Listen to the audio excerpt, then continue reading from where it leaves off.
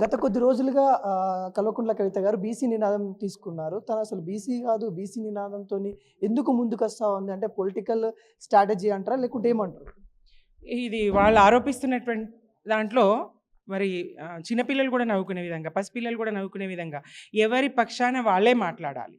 బీసీల పక్షాన బీసీలే మాట్లాడాలి, దళితుల కోసం దళితులే మాట్లాడాలి, గిరిజనుల కోసం గిరిజనులే మాట్లాడాలి అనే విధంగా వాళ్ళ మాటలు. ఎవరి కోసం వాళ్ళే మాట్లాడాలి.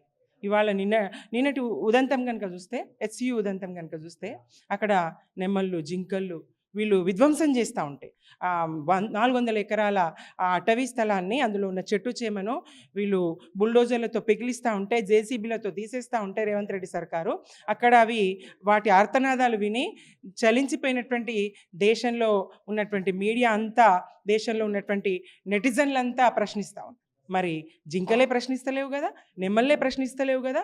బాధితుల పక్షాన, దుఃఖితుల పక్షాన, అణచబడ్డటువంటి వర్గాల పక్షాన ఎవరైనా పోరాటం చేయొచ్చు. ఆనాడు గాంధీజీ బీసీల కోసం, దళితుల కోసం, అంటరాని వాళ్ళను, అస్పృశ్యులను అని చెప్పబడినటువంటి వాళ్ళను, తరతరాల అంటరానితనాన్ని రూపుమాపడానికి గాంధీజీ మరి వాళ్ళని హరిజనులను పిలిచి హక్కున చేర్చుకొని సహపంక్తి భోజనాలు చేసినటువంటి ఘటనలు చూసినాం కదా. అనేక మంది బీసీయేతరులు, ఇతర అగ్రవర్ణాల వారు ఉద్యమాలకు నాయకత్వం వహించిండ్రు. ప్రజల కోసం, మహిళల కోసం. అంతెందుకు అంబేద్కర్ గారు మరి మహిళల కోసం తన మంత్రి పదవినే వదులుకున్నారు కదా, హిందూ కోడ్ బిల్లు కోసం.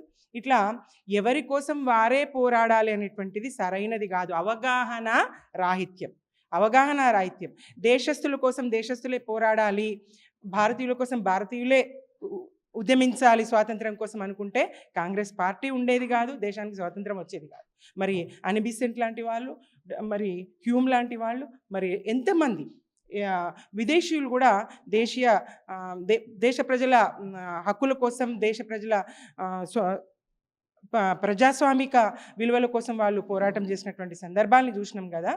అవగాహన రాహిత్యంతో మాట్లాడే మాటలు సరికాదు. ఒకటి, ఏ వర్గమే దీంట్లో ఒక ఎత్తుగడ ఉంటుంది.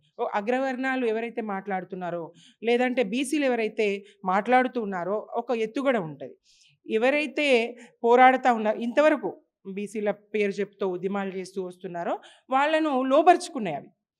ముఖ్యమంత్రి అభ్యర్థులుగా ప్రకటిస్తూ, లేదంటే రాజ్యసభలు ఇస్తూ, లేదా ఎమ్మెల్యే టికెట్లు ఇస్తూ, వాళ్ళని ఎమ్మెల్యేలు చేస్తూ, చట్టసభలకు పంపిస్తూ, ఏదో రకంగా వాళ్ళకు పదవులు ఇచ్చి వాళ్ళని లోబరుచుకున్నాయి. మరి బీసీ కోటాలో కవిత గారు ఏమీ పొందలేరు కదా, మరి ఆమెను ఎవరు లోబరుచుకోలేరు కదా, అసాధ్యం కదా. బీసీ కోటాలో ఆమె పదవులు ఇచ్చి ఆమెను మభ్యపెట్టే ప్రయత్నం అయితే ఎవరు చేయలేరు కదా. కాబట్టి బీసీల పక్షాన ఎవరైనా పోరాడొచ్చు. కవిత గారు పోరాడుతున్నందుకు బీసీ బిడ్డగా నేను ఆమెకు ధన్యవాదాలు తెలియజేస్తూ, ఆమె వెన్నంటి నడవడానికి, గొంతు వినిపించడానికి ఆమె గొంతుతో సిద్ధంగా ఉన్న నేనే కాదు, బీసీలందరూ తన వెంట నడవడానికి. నిన్నటి చూసినటువంటి ఇందిరా పార్క్ ధర్నా చూస్తే సబ్బండ వర్గాలు, సమస్త కులాలు, బీసీ కులాలు, ఇతరాతర కులాలు, అగ్రవర్ణాలు, దళిత వర్ణ అన్నీ కూడా, ఎస్సీ ఎస్టీ అన్ని కులాలు కూడా ఆమెకు మద్దతు ప్రకటించి ఆమెతో పోరాడడానికి ముందుకు వచ్చినాయి. ఆమె ఏ ఉద్యమం తీసుకున్నా తప్పకుండా విజయవంతం అయి తీరుతుంది. ఆ పోరాట పటిమ, ఆ మడమ తిప్పని నైజం, ఆ మాట తప్పని గుణం ఆమెలో ఉన్నది, గెలిచే తీరుతుంది.